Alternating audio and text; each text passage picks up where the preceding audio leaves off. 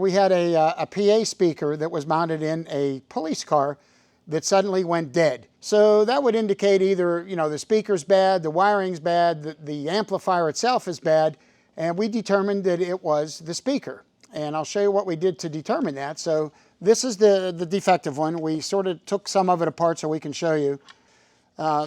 This is the diaphragm. This is the thing that makes all the noise. So there would have been a wire here and here, which would have been these wires, which come out of the amplifier, which caused this thing to make the sounds. So let me take it apart real quick. I have some of the screws out just to show you.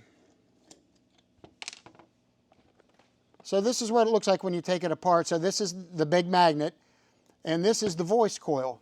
And if you notice, the wires are like hairs, and they travel inside this little slot the whole way around. So when the AC audio comes in, it causes it to vibrate back and forth, which in turn shoots out the sound through this little hole. The way that we checked this to figure out that it was the speaker is we got an ohm meter and went on where the terminals were. Now we did this disconnected from the car, but we have it apart just for clarity. And if you notice on the meter, it's still showing there's no continuity at all. So we knew that the voice coil itself is open. And if you look at the voice coil here real close, you can see where it's all black.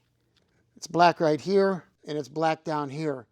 So the voice coil actually opened up. Now, why did it do that? Well, either the siren might have been on for a prolonged period of time, and this wire just acted like a big heater and just actually opened up because they're like the size of hairs. They're very, very tiny.